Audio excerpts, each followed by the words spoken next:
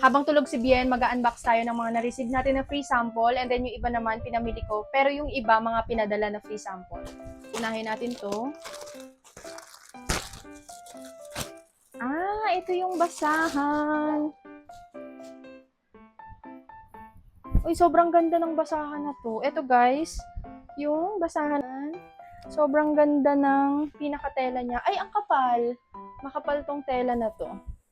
Ayan, meron tayong 3 piraso. Sobrang kapal na to Sage green to, pero parang gray ata dyan. Makikita ninyo kasi para siyang may halong gray, pero sage green tong pinili ko. Pero ang cute ng combination niya. Parang medyo gray na may pagka-green. So, bali 3.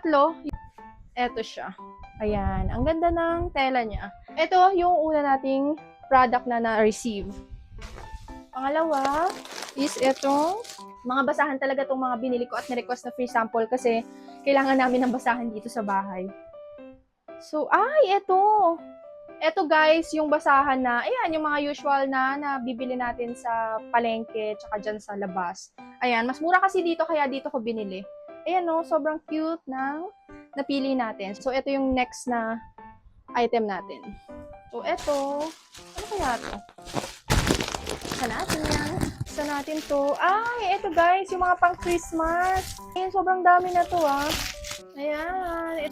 Gagawa si Alan ng Christmas village dun sa table niya. So, nagpabili siya ng mga ganito. Itong mga medyas na pang decor. Ang dami niya 4 to. Ayan. Ito pa. Ang cute. Thank you so much po. Ayan.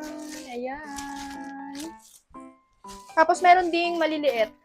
Meron ding maliliit na ganito. Ito naman ay placemat na pang Christmas din. Ayan yung placemat. Tapos may nakalagay lang siyang Happy Holidays. Ayan, para ready na tayo sa Christmas. 3 tong binili kong ganito, pare-parehas. Ayan. Okay. Kaya to. Marami akong nare-receive na free sample ngayon.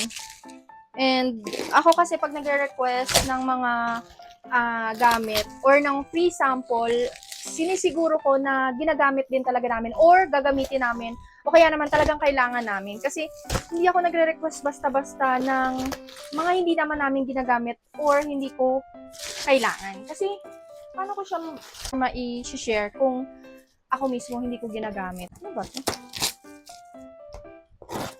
Check natin. Kalimutan ko to kung ano. Ito pala siya. Yung pangsabit ng mga sombrero. Panlagay sa likod ng pinto. Ito siya.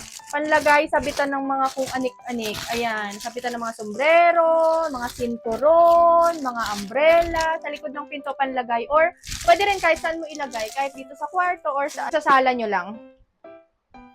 So, bali, 2 pala. Ayan. Ito yung mga na dumating na parcel natin ngayon. So, medyo madami. Yung iba po free sample, yung iba naman mga binili ko. So, thank you so much sa mga nare-receive ko na free sample. And ito pa yung mga iba. Pero yung iba po dito is binili ko. Yun lang. Thank you so much.